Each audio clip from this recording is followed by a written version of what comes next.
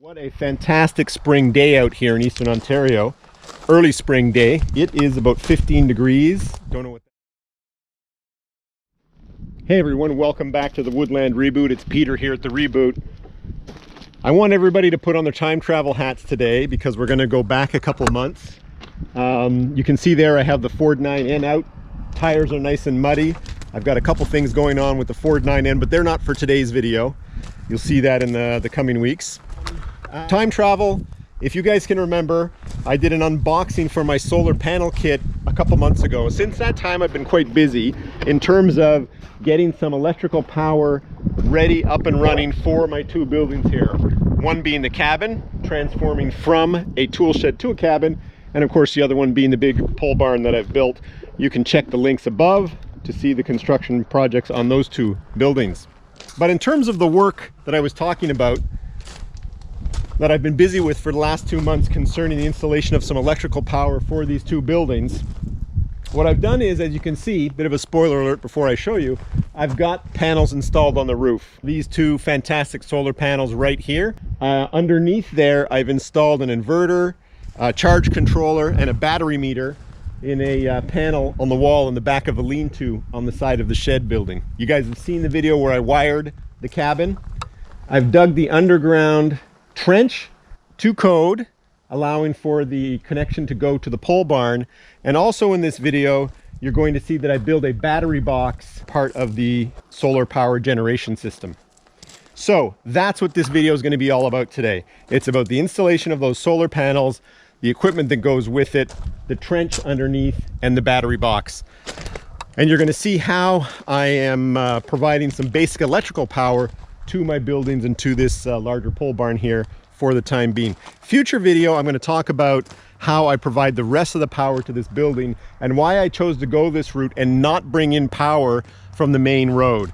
So let's get busy, guys, and let's see what.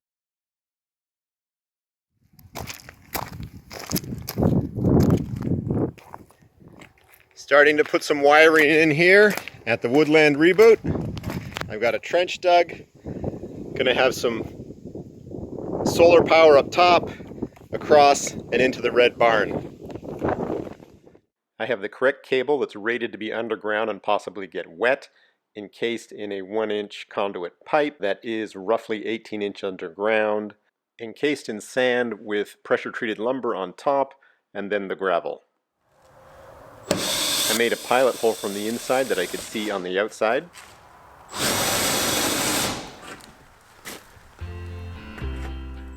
And then completed the drill for the location of the cable.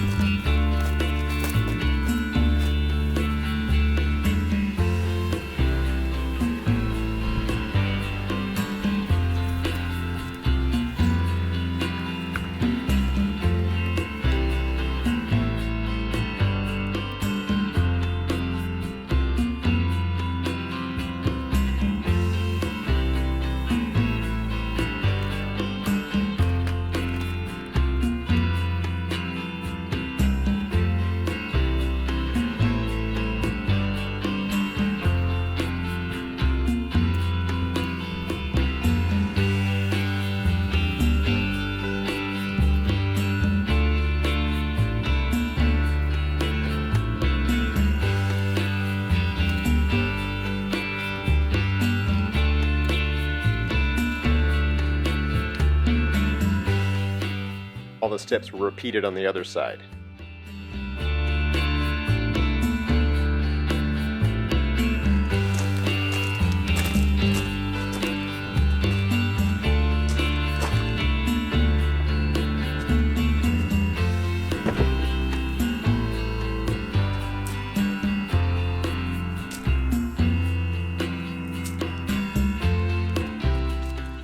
spoke a little bit earlier about code.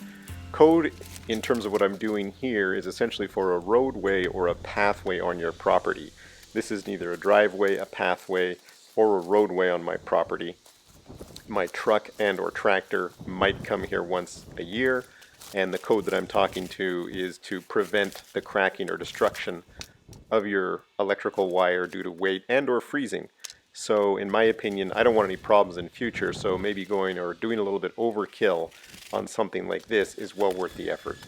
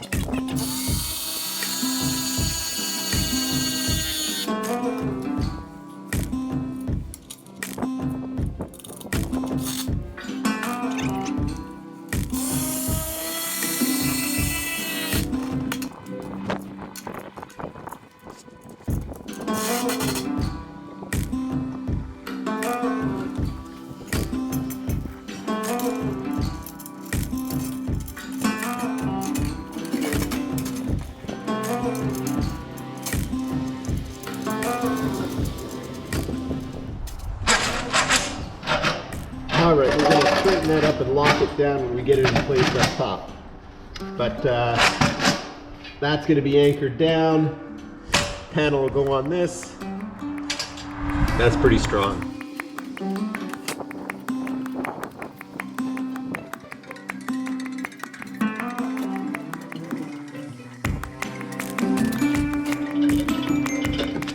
My approach for the framework for holding the panels in place is simple and straightforward. I'm using 2x4s and then of course those 2 aluminum rails that are specific to holding solar panels in place.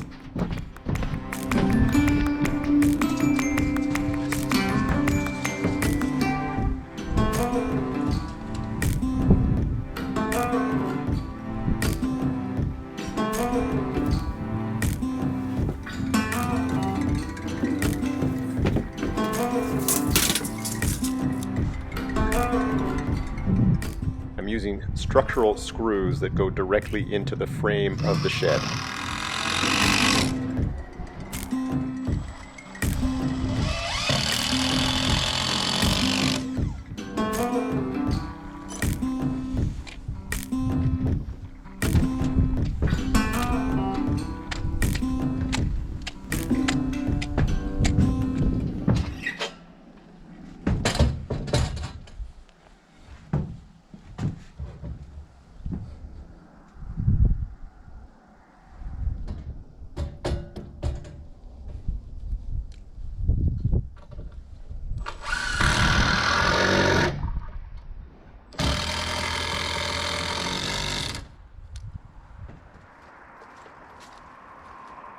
Panels are critical to the system. They're not cheap and they're 40 pounds, so they're a little bit awkward to carry around. You want to be careful and gentle with these things.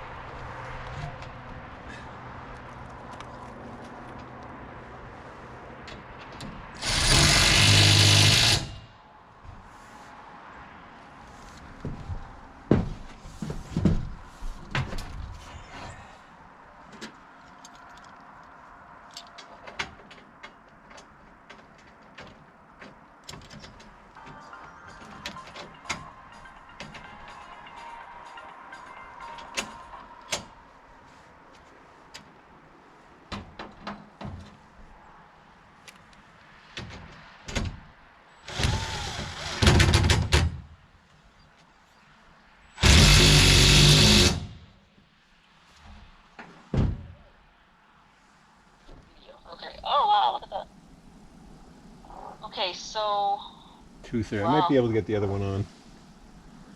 You are or you won't? I think I will. Okay, well that's good. Is it raining there? Because it's raining quite a bit here. It is not raining here. Oh, you're lucky. So how hard was that? It's a bit of work. So what happens when snow goes on it? Because of the angle, it should melt off. But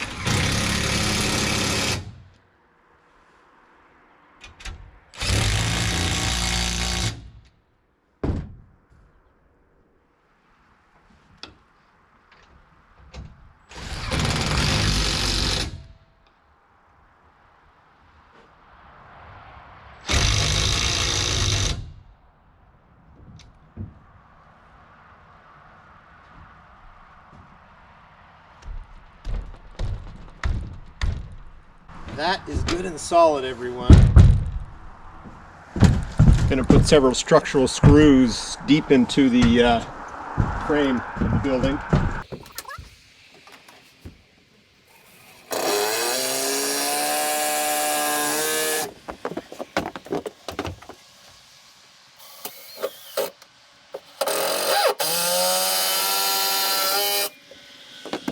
A lot of wind comes in this way from the west, the northwest.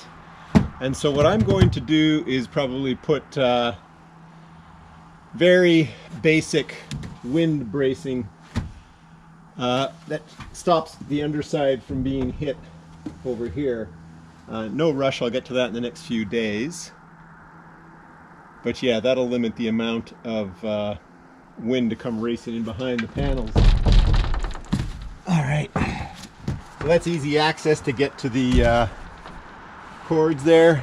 You can also see I've put strapping around these joints, make them even stronger. Lateral bracing, diagonal bracing there. This thing is probably stronger than the frame of the shed that it sits on.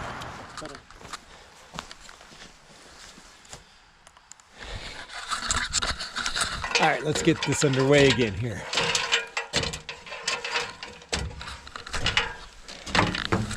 So get underneath here, get it attached. A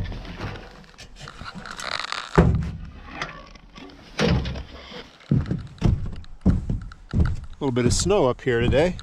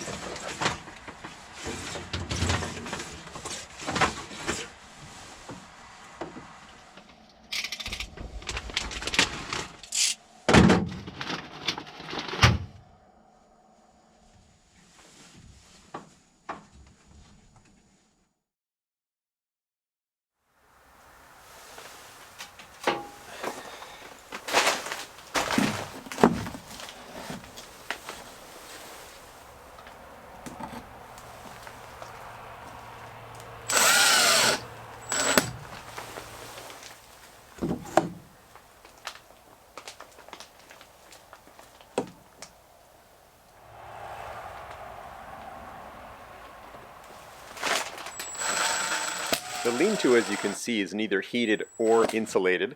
The description and specs for the various components, the charge controller, the inverter, the battery meter, they all say that they can take temperatures up to minus 30 degrees Celsius. So it's more than okay to mount them in this type of location.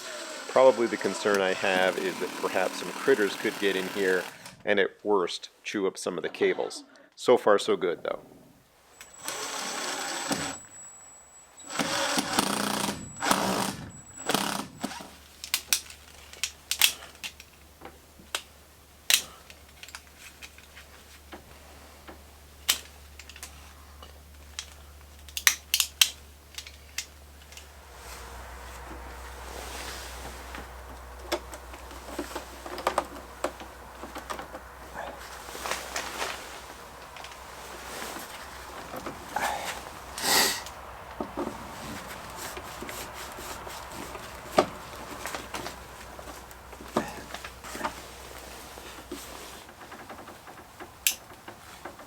The installation instructions are simple and straightforward, and the service support from SolaCity is excellent. I had lots of questions. I didn't tire them with any of them. So if you are in my area, Eastern Ontario, I wouldn't hesitate from getting a kit from SolaCity.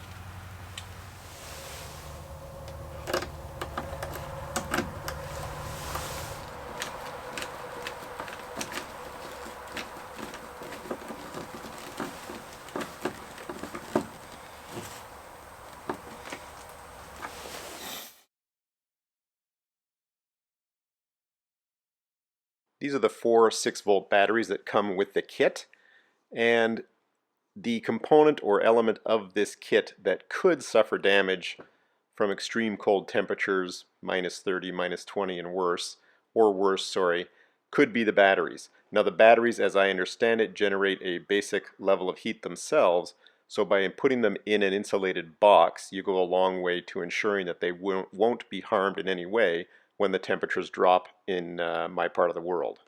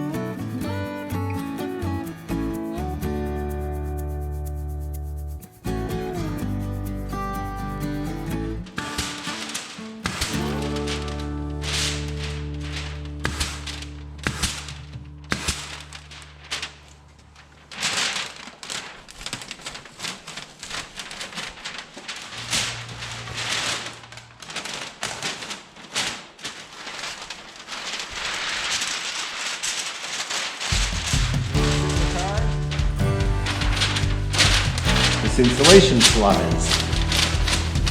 Okay. Always good when the design works.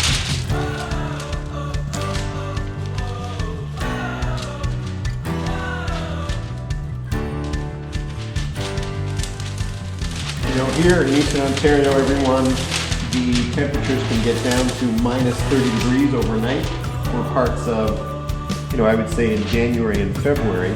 So having a box like this for the batteries to sit in on those cold evenings and cold days will make a difference in the life of those batteries. And as you can see here, I've cut out, although I have to punch it through the insulation and the vapor barrier inside. Some vents, one on each side, allow the batteries to breathe, and obviously I'm going to be making a lid.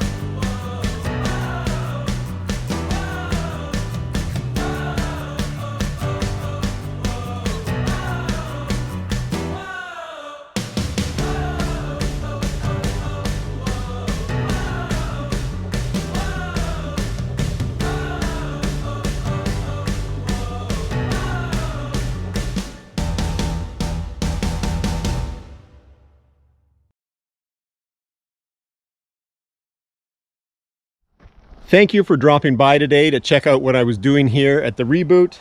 As I said, in a future video, I'm going to go more into why I've decided to go with the power structure or the systems that I'm using here in terms of some basic electrical power while I'm on site, and what else I do to power my tools and other things here on the at the Reboot property.